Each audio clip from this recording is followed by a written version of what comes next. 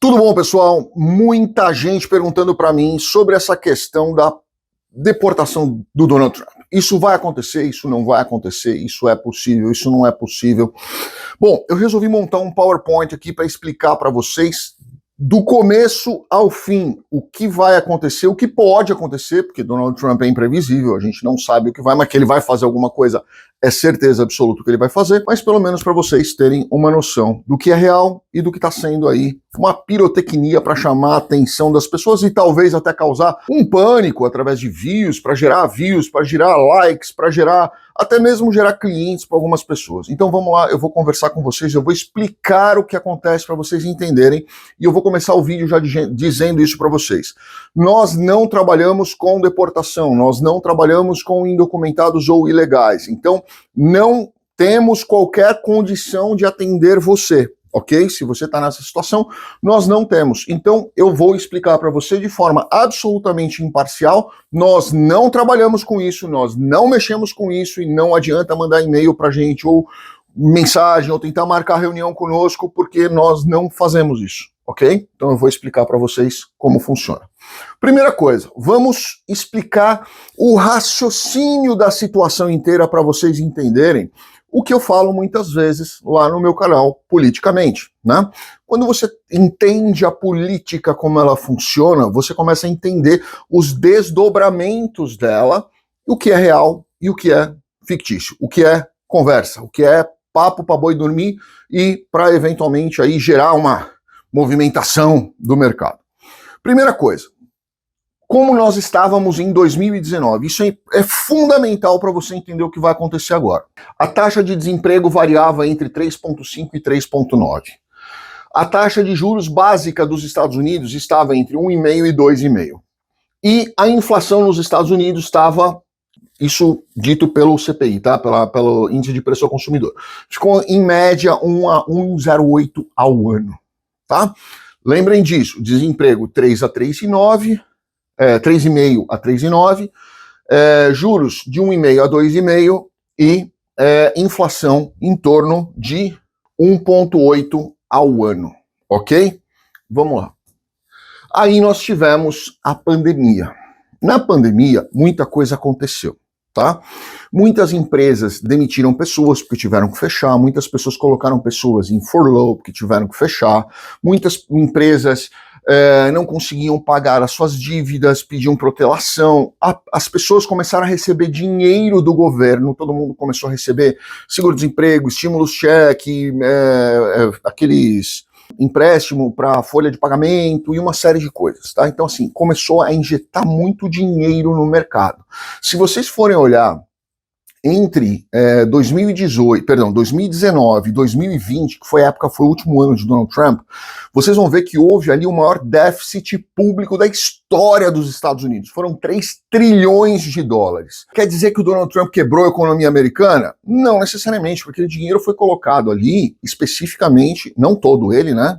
Todo governo americano geralmente tem aí entre 1,3 e 1,8 tri de dólares, de déficit, isso é normal dentro dos Estados Unidos, mas aquele ano estourou por causa dos estímulos, cheques e tudo mais que foi colocado ali em dinheiro público, tá?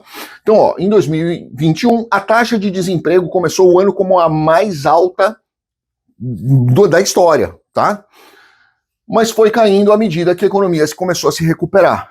Dinheiro sendo colocado no mercado e uma série de coisas. Se vocês pegarem vídeo meu daquela época, eu falava claramente para vocês, olha, o governo americano está imprimindo muito dinheiro, está colocando muito dinheiro no mercado, isso vai gerar inflação, isso vai gerar um problema gigantesco, tá?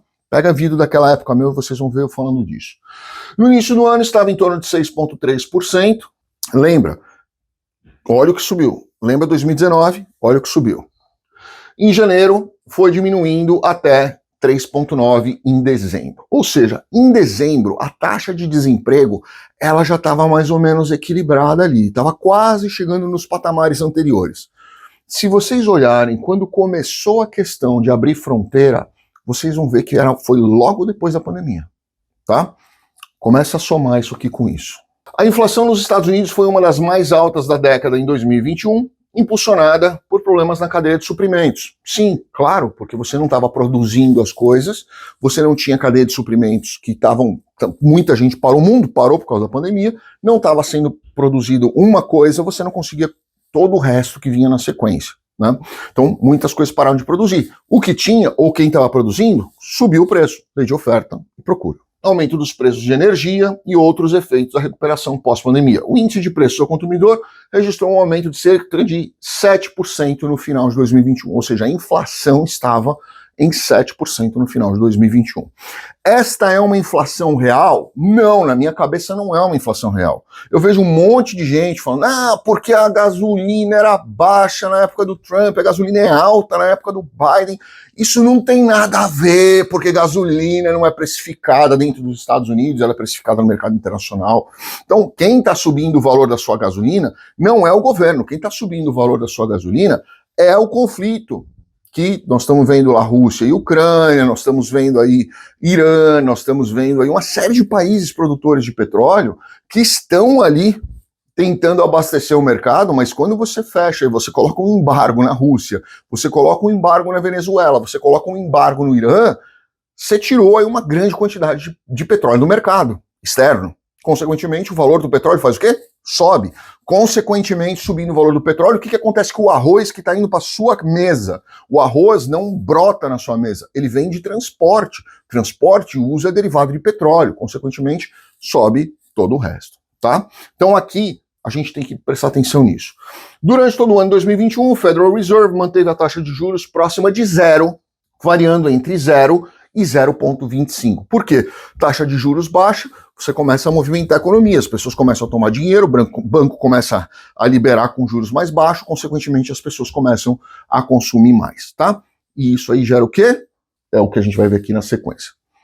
Quando você tem um aumento demais no consumo, você vai gerando cada vez mais inflação, e aí você começa a entrar, quando os preços chegam a níveis absurdos, você começa aí a não comprar mais. Consequentemente, o que o mercado faz?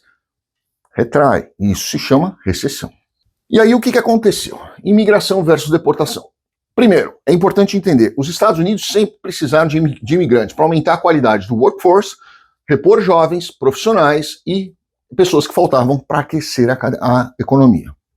Controle de interesse nacional é sempre mais fácil com o controle dos ilegais, porque é mais fácil você deportar uma pessoa que não tem documento do que você deportar uma pessoa que você tem documento. Então você controlar os interesses nacionais é mais fácil com pessoas manipuláveis. A mão de obra de baixa especialização ajuda a controlar salários mais baixos e a demanda pela manutenção. Pronto, aqui é o pulo do gato. Ali é onde a gente começa a falar. Quando nós tivemos uma crise, aquilo era importante para vocês entenderem. Quando nós tivemos uma crise entre 2019 e 2021, nós tivemos muita gente querendo ficar em casa, muitos americanos perceberam e falando assim, olha, peraí, mas se eu tô em casa, eu tô recebendo $1.400 por pessoa de estímulo cheque, mais o meu seguro-desemprego, pra que eu vou voltar a trabalhar? Eu vou ficar em casa, porque o que eu tô ganhando para minha família inteira justifica eu ficar em casa. Então o que eu vou fazer? Eu vou vender no Amazon, eu vou investir um dinheirinho que eu tinha, esse dinheiro que eu recebia do estímulo cheque, eu vou investir no Amazon, vou começar a vender coisas no Amazon, não vou sair da minha casa, vou ganhar um dinheiro, não preciso ter 2 carros, eu vou ter um carro, consequentemente eu não vou ter 2 financiamentos, eu vou ter um só, não vou ter 2 seguros, eu vou ter um só, não vou ter 2 manutenções, eu vou ter uma só, e eu vou me estruturar por aqui, eu vou usar a minha esposa, meus filhos para me ajudar a embalar e eu vou mandar bala. E muita gente começou a fazer isso. Consequentemente, quando nós chegamos em 2021, nós tínhamos muita gente que não queriam voltar a trabalhar, né? Principalmente pessoas que ganhavam salários mais baixos. Quem ganhava salário mais alto fala, lógico que eu quero voltar a trabalhar porque o que eu estou ganhando não paga a minha conta. Mas quem ganha mais baixo fala, tá mais confortável ficar em casa, né? Um exemplo para você. Nós começamos a viver aqui, eu vivi isso aqui comigo, tá? O rapaz que cortava a grama da minha casa em 2020, ele me cobrava $35 para cobrar. Quando houve a pandemia e esse cara sumiu e nem respondia mais mensagens nossas, eu arrumei uma outra pessoa. Essa pessoa veio e cortou uma vez por $40, que é o que ele cobrava, tá? E não veio de novo, sumiu, desapareceu. Aí eu achei uma outra pessoa que estava cobrando $65, ou seja, de 35 quase dobrou o valor porque não tinha gente no mercado fazendo aquilo. E vocês acham que americano quer parar o que ele está fazendo para ir cobrar $65 para cortar grama, para parar a árvore, para arrumar casa, para desentupir ralo, para pintar a parede? Americano não quer fazer esse tipo de trabalho. Tá? Então, quando você começa a jogar lá o salário lá de baixo para cima, você vê todas as outras classes também querendo subir o salário delas.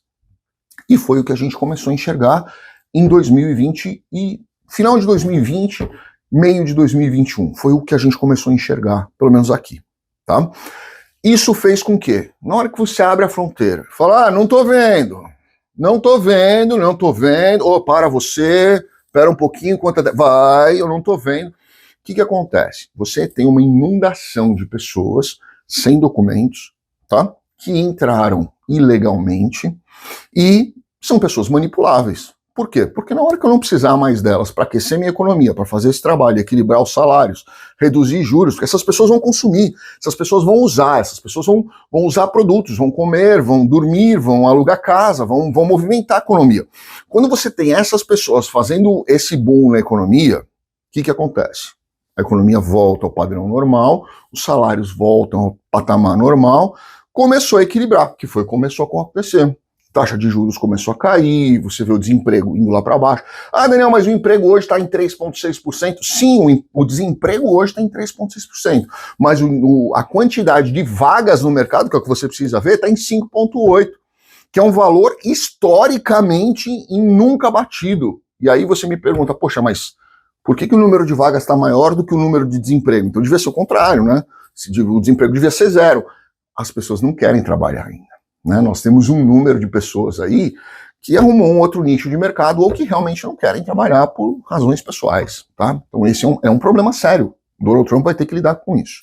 E aí, qual é o jeito mais fácil de você agora se livrar dessas pessoas? Deportação em massa. Tá? Foi mais ou menos o que aconteceu com Barack Obama. Por isso que Barack Obama foi, até hoje, não sabemos daqui 4 anos como será Donald Trump, mas Barack Obama foi o presidente que mais deportou nos Estados Unidos, tá? Só que ele fazia quietinho. O Trump gosta de botar na mídia. O Obama fazia quietinho, né? Como democrata, ele vai fazer as coisas quieto e não vai querer mostrar esse tipo de coisa, mas ele foi o que mais deportou na história. E aí, quando você fala em deportação, é onde vem aquele caos todo que acaba gerando ansiedade, medo, ninguém dorme, isso e aquilo. Bom, vamos lá, eu vou explicar para vocês como funciona um processo de deportação. Falo de novo aqui para vocês, segunda vez, nós não trabalhamos com isso. Eu estou trazendo aqui só exclusivamente um resumo do resumo do resumo de como funciona. Quer dizer que a gente faz? Não, a gente não faz. Não adianta falar conosco. No final eu vou dar para vocês as dicas do que eu acho que você deveria fazer, tá? Então vamos lá, o que é deportação? Deportação é você fazer uma remoção voluntária ou involuntária de uma pessoa que está ilegalmente dentro de um determinado espaço, certo? Então vamos lá, o que você precisa entender? Primeira coisa, o custo médio para deportar um imigrante em situação irregular nos Estados Unidos varia conforme o método de cálculo dos fatores considerados. Estudos mostram que, em 2015, foi o único gráfico que eu achei oficial, tá? Foi de 2015. O custo por deportação era de aproximadamente $14 mil por pessoa. Ou seja, para deportar uma pessoa, esse custo mínimo, médio, mínimo, era de $14 mil, podendo chegar até 23 mil, dependendo do tipo de deportação. Por quê? Porque tem pessoas que são criminosos, que estão foragidos, a polícia gasta mais para localizar, para investigar, você envolve outros agentes, às vezes o agente tem que ir até um outro estado, buscar essa pessoa, prender, remover para cá, e aí depois fazer a deportação dela, o processo. Você tem o juiz, tem o promotor, tem o policial, tem o pessoal da prisão ali, do Chrome, onde a pessoa vai ficar, tem um monte de coisa ali que tem custos, tá? Este custo pode variar de 14 a 23 mil dólares por pessoa, ou seja, cada 1.000 deportados, nós estamos falando, vamos falar que são todos baratinhos, tá? Nós estamos falando em 14 milhões de dólares para cada 1.000 pessoas. Se você falar em 1 milhão, nós estamos falando em 14 bilhões de dólares para deportar 1 milhão. O Barack Obama deportou 3 milhões de indocumentados e ilegais. Então é isso aqui vezes 3, nós estamos falando em 45 bilhões de dólares. Lembra? A USCIS em 2019 pediu ao Donald Trump 1,2 bi de orçamento para melhorar equipamento, melhorar pessoas e investimento interno. E ele negou, ele deu 250 milhões. Tá? Nós estamos falando aqui em pelo menos 35 vezes mais do que eles tinham pedido naquela época.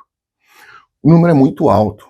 Tá? Então, assim, não vamos imaginar que deportar 1 milhão ou 3 milhões de pessoas, nós estamos falando em 11 aí de ilegais, tá? Talvez até mais, eu acredito que seja mais. Mas chegar nos 11 milhões, nós estamos falando num número absurdamente gigantesco dentro do orçamento público. Sem falar naquela questão dos empregos, sem falar na questão dos salários. Donald Trump disse hoje, numa entrevista, que a deportação vai fazer com que os salários subam. Eu acredito que sim, e eu acho que isso é super positivo, mas ele tem que fazer de uma forma gradativa, porque senão ele vai cair naquele mesmo problema que nós tivemos em 2021, onde nós tínhamos de 35 dólares o cortador de grama para 65 dólares do dia para a noite, tá? Isso pode acontecer, isso possivelmente vai acabar acontecendo se ele não ajustar essa régua no corte, tá? Precisa haver o corte? Precisa, mas ele tem que ir gradativo, com calma, porque senão esse número vai impactar necessariamente a economia, e aí as coisas vão ficar mais caras ao invés de ficar mais baratas, certo? Esses valores incluem despesas como identificação, detenção, transporte e tudo mais que eu já falei para vocês, de cada um dos deportados. Outro ponto aqui, regras. Isso é importante vocês entenderem. As pessoas acham que no primeiro dia do mandato, Donald Trump vai chegar e falar assim, deportem todos os ilegais. Aí vai sair um monte de gente, vai pegar todo mundo ali, vai colocar num avião e falar, suma daqui, ou vai jogar dentro do mar e falar, nada agora para lá, vai nessa direção. Não é bem assim, tá? Para um processo de deportação, primeiro, o processo de deportação nos Estados Unidos envolve várias etapas e é administrado por órgãos federais de imigração, principalmente pelo DHS, tá? Primeira coisa, detenção ou notificação. A deportação pode começar com a detenção do imigrante pelo ICE ou com uma notificação oficial chamada Notice to Appear, NTA, tá? Onde a pessoa é informada que está em processo de remoção. É marcada uma audiência que é chamada Master Calendar Hearing, onde a pessoa vai ter uma primeira audiência com um juiz de imigração e será informada das acusações de violação das leis de imigração. Ela pode contratar um advogado de deportação para que ele possa fazer esse tipo de trabalho. Existem advogados que fazem deportação e imigração. Eu acho que é o melhor dos cenários. Eu, particularmente, não faço por mim, nenhum dos meus sócios faz também. Por quê? Porque é aquela história, quem é especialista em tudo, na minha opinião, não é especialista em tudo, né? Não é especialista em nada, na verdade. Você se especializa numa coisa e aquilo ali é a sua especialidade. Esse é o profissional que é bom mesmo, é aquele que só faz aquilo, porque ele conhece aquilo como a palma da mão dele, né? Aquele que conhece uma palma, outra, na verdade, ele não conhece todos os detalhes de nenhuma daquelas mãos. Então, é a minha forma de enxergar. Existem profissionais muito competentes que fazem as duas coisas? Existem, com certeza absoluta. Terceiro ponto, audiência de mérito, ou merits hearing. Se a pessoa deseja contestar, ela vai ter uma audiência de mérito, que é marcada. Nessa audiência ela pode apresentar sua defesa, as provas e motivos para ficar nos Estados Unidos, etc. Tá? E a partir daí, o juiz de imigração ouvirá o caso e vai dizer se ela vai ou não ser deportada. Aqui é a primeira fase processual. Acabou essa primeira fase, vai para apelação. Essa pessoa ainda pode apelar. Então tem diversos passos antes da efetiva deportação. A menos que a pessoa queira fazer uma deportação voluntária, onde ela mesma fala, não, eu quero ir embora e acabou, eu não quero responder nada, não quero contestar, não quero fazer nada, tchau, tô indo embora. E aí resolve o caso dela. E existe também o Express Removal, né, o Expedite Removal, que é onde a pessoa estando dentro daqueles critérios da imigração, da lei de imigração, a pessoa pode ser removida de uma forma assim, muito rápido, de uma forma muito direta, numa questão de dias, tá? Um processo desse aqui, mais ou menos 2 a 3 anos, certo? Duração da deportação, como eu falei para vocês, depende de uma série de coisas, ela pode ser aí, levar até alguns meses até anos para ser concluída. Eu conversei com alguns advogados aqui, amigos meus, e eles falaram aí em torno de 3 anos. E outra que, eventualmente, a gente pode pensar aí é o Expedite Removal, que ela pode exigir alguns outros critérios que vão ser muito mais rápidos, certo? Por fim, minha opinião. Nós não trabalhamos com esse tipo de caso. Então, mais uma vez, terceira vez, não adianta mandar pra gente e-mail, mensagem, pedindo pra gente atender ou qualquer coisa. Ah, meu Deus, o que eu faço? A gente não faz, tá? Então, o que você pode fazer é o seguinte. Olhe qual é o advogado de imigração, de deportação que trabalha aí no seu estado, na sua cidade. Quanto mais perto de você, melhor é. Por quê? Porque se Deus o livre e guarde alguma coisa acontecer, você vai pegar o telefone dele, que vai estar na sua carteira, e você vai ligar para ele imediatamente. Ele vai te atender, ele vai saber qual é o melhor caminho para você, tá? Pegue o mais perto de você possível, especializado em deportação, ok? Segunda coisa, pegue toda a sua documentação e deixe tudo num único lugar. Por quê? É muito fácil, na hora que você está num sufoco qualquer, você não lembrar de onde está o documento X, o documento Y, ou o documento Z. Então pegue o documento todo, de toda a sua família, e deixe tudo em um único lugar, fácil acesso para quem puder ir ali pegar e acessar e ter e ver o que ele for precisar, tá? Terceiro ponto, deixe um dinheiro reservado para esse advogado de deportação. A grande maioria dos advogados não vai querer nem conversar com você se ele não for receber. Ele vai falar, não, eu não trabalho pro bono, não vou fazer, tá? E a grande maioria dos bons advogados, eles vão querer cobrar. Então, eu sugiro a vocês que tenham aí uma reservinha, pelo menos para dar uma entrada para esse advogado, para ele começar a fazer o trabalho para vocês. Sugiro que vocês tenham isso separado, tá? Quarto ponto que eu acho que é importante para vocês. Lembrem, eu não acredito que imediatamente nós vamos ter uma série de buscas assim agressivas, de vamos colocar o exército em cima para ver onde que estão essas pessoas. Não, mas é óbvio que eles vão procurar em lugares mais óbvios, né? Donald Trump já fez isso lá atrás. Se vocês forem olhar 2018, houve algo parecido com isso daí, de o ICE bater nos restaurantes, onde sabia que tinha ilegais, nas fábricas, fecharam fábricas, inclusive, nos lugares onde você tem uma grande concentração de uma comunidade, onde ele sabe que ali tem muitos ilegais. Isso pode acontecer, tá? Pegar dados em escola de pessoas que estão indocumentadas, pode acontecer isso, tá? Então, sugiro a vocês que, assim, eu não acho que eles vão sair de uma forma indiscriminada pegando todo mundo, mas isso também não quer dizer que você está numa situação absolutamente confortável, porque Donald Trump pode fazer, ele pode bater 5 minutos nele, ele vai querer fazer a rapa, tá? Não tem verba para tudo isso e nem pessoal, mas é importante. Primeira coisa, tenta se legalizar se você consegue, se você tem caminhos, se você está indocumentado, busca já um advogado para já ir conversando com você. Se você eventualmente está em processo, converse com o seu advogado para você ficar mais tranquilo sobre isso daí, sua questão de status, sua questão de planejamento e tudo mais. Possivelmente seu advogado já deve ter conversado sobre isso. Se não conversou, converse com ele para ele te tranquilizar também sobre essa questão. E se eventualmente você já está numa situação onde você pode vir a ficar indocumentado por um overstay ou alguma coisa, esse é um excelente momento para você procurar um advogado para regularizar essa situação, porque lá na frente, com certeza absoluta, muitos advogados vão estar lotados de problemas, de processos para ir resolvendo, e nem sempre os bons vão estar disponíveis para pegar o seu processo.